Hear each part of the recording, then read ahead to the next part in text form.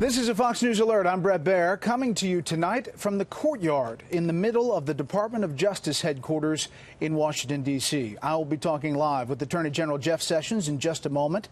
But first, President Trump and Republicans are trying to turn the page on the Russia investigation tonight as they shift the Russia connection focus to Hillary Clinton over the Trump dossier. Today, the president weighed in on Twitter, and there are new details and new concerns tonight about how much he's been involved in decision-making. We have Fox team coverage, Catherine Herridge in our Washington bureau with the timeline of the Trump dossier developments. But we start off tonight with Chief White House correspondent John Roberts at his post on the North Lawn. Good evening, John. Brett, good evening. The White House is confident that the special counsel investigation by Robert Mueller will show no evidence of wrongdoing by the Trump campaign with Russian collusion into the interference of the U.S. election. And with a major document central to that investigation now shown to be nothing more than political opposition, the White House believes it has the wind at its back. After revelations that the Clinton campaign and DNC paid for the now infamous unverified dossier, President Trump today took sharp aim at the Mueller investigation on Twitter.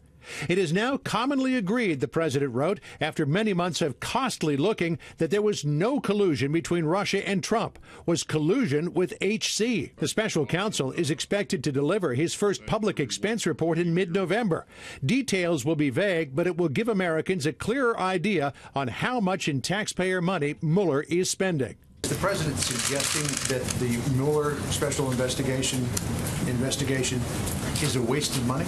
I think that the president's been pretty clear what his position throughout this process. That's not the only investigation that's taken place. Congress has spent a great deal of time on this. All of your news organizations have actually spent probably a lot of money on this as well, which we would consider probably a pretty big waste. The White House is also trying to turn the tables on Democratic critics after 3 congressional committees opened investigations into the Uranium One deal, which resulted in a Russian company acquiring 1/5 of America's uranium reserves. We know that it was Hillary Clinton who was Secretary of State while Russians were trying to infiltrate the United States to get an advantage on what ended up being 20% of the uranium going to a Russian interest. And I just think it's not difficult for Americans to connect the dots. The tug of war over tax reform between the White House and Congress continued today after Fox News asked the president Wednesday about Ways and Means Committee Chairman Kevin Brady saying 401k contributions were on the table. Brady said today he has since heard from the president. I talked to the president twice this week.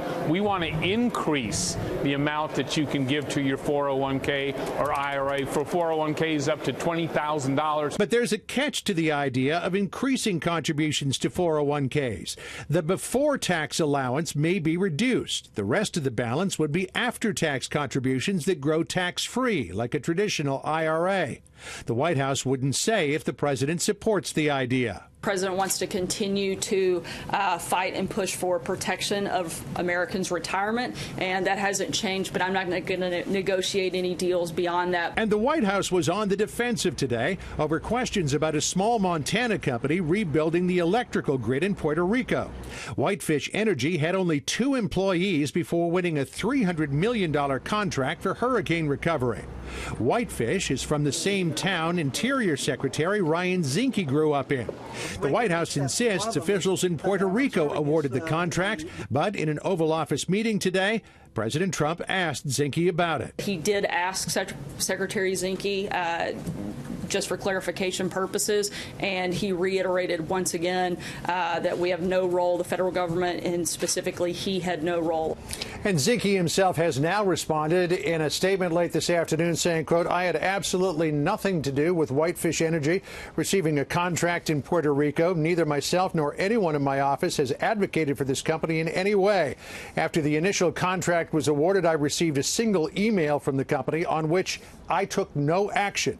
All records which are being made available will prove no involvement. Strong pushback, Brett, from the Interior Secretary. John Roberts live on the North Lawn. John, thank you.